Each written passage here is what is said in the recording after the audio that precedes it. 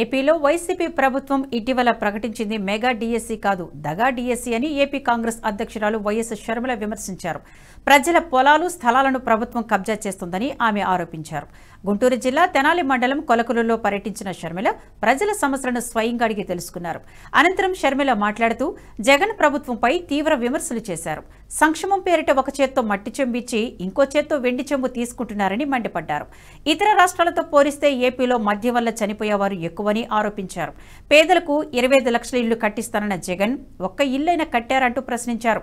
ఏపీకి కాంగ్రెస్ మాత్రమే ప్రత్యేక హోదా ఇస్తుందని స్పష్టం చేశారు. విడుదల చేయడం దేవుడెరుగు. ఉన్న ఉద్యోగాలు కూడా ఓడిపోతున్నాయి.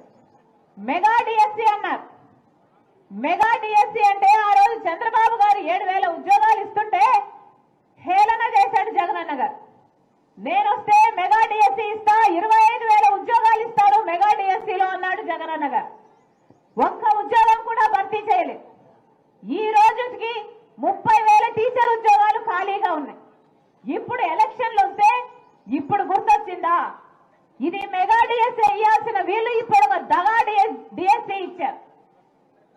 ఇప్పుడు కేవలం 6,000 ఉద్యోగాలు భర్తీ చేస్తారట. మరి ఇది ఎలక్షన్లు స్టంట్ కాకపోతే మరి ఏమిటి? మీ ఓట్ల కోసం కాకపోతే, మిమ్మల్ని మోసం చేయడం కాకపోతే ఇది ఏమిటో మీరు ఆలోచన చేసుకోవాలి.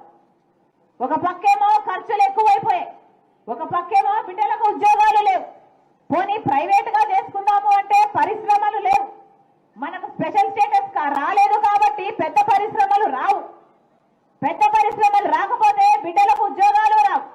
మరి మీరు బిడ్డలన్నీ ఏం కావాలి అంటే, మన బిడ్డలు ఇక్కడ బతకడానికి అవకాశం లేక వేరే వేరే రాష్ట్రాలకు వలసలిపోవాలి. ఆఖరికి మన రాష్ట్రంలో అసలు యువతే లేకుండా పోతారు. మన బిడ్డలందరూ వదిలేసిపోతారు. మనకు పర్వాలేదా? ఏమా పర్వాలేదా? ఉద్యోగాలే లేకుండా పోయాయి, బిడ్డలే లేకుండా పోతారు. పోనీ మనమన్నా సరిగ్గా బతుకుదాము అంటే ఎంతమందికి ఇల్లులు వచ్చాయి? ఎంతమందికి ఇల్లులు వచ్చాయి? ఒక్కరైనా చేయలేపండమ్మా, మీకు ఇల్లు వస్తే అంటే ఒక్క చెయ్యి కూడా లేపడం లేదే. ఒక్కరికంటే ఒక్కరికి జగనన్న గారు వాగ్దానం చేసింది 25 లక్షల పేద.